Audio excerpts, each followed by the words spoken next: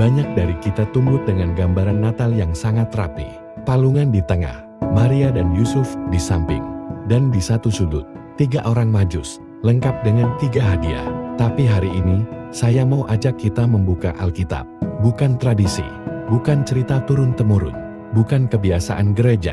Karena ada satu fakta Natal yang jarang disadari banyak orang.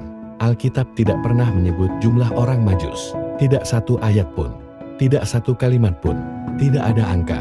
Yang Alkitab sebutkan hanyalah, mereka datang dari timur. Mereka mencari raja yang lahir itu. Dan mereka membawa persembahan. Bukan jumlah orangnya yang ditekankan, tetapi sikap hati mereka. Mari kita baca Matius pasal 2 ayat 11. Maka masuklah mereka ke dalam rumah itu, dan melihat anak itu bersama Maria, ibunya, lalu sujud menyembah dia, dan mempersembahkan kepadanya emas, kemenyan, dan mur. Perhatikan baik-baik, Alkitab tidak berhenti pada detail siapa mereka, berapa orangnya, atau bagaimana wajah mereka. Alkitab berhenti pada satu hal, mereka sujud menyembah dia. Lalu dari mana angka 3 itu berasal? Angka 3 muncul bukan dari jumlah orang, tetapi dari jumlah hadiah, emas, kemenyan, dan mur. Dan disinilah seringkali manusia keliru. Kita cepat menghitung apa yang kelihatan, tapi lupa menangkap pesan yang Tuhan sampaikan.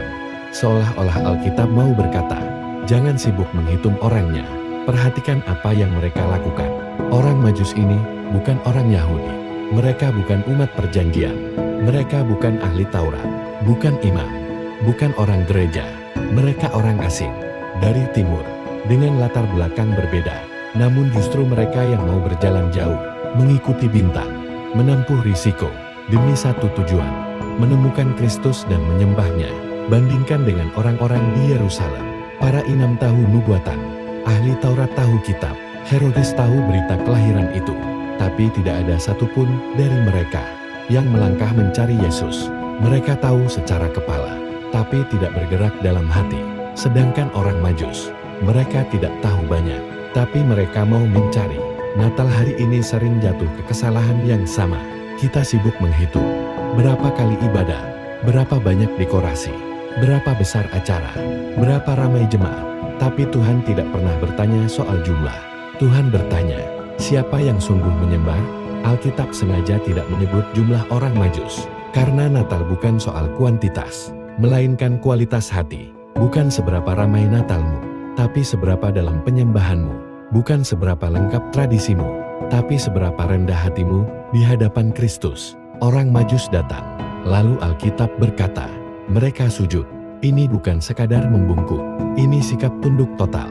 Pengakuan bahwa anak kecil ini bukan sekadar bayi, tapi raja. Dan disitulah inti Natal. Allah yang Maha Besar rela merendahkan diri, supaya manusia belajar merendahkan hatinya.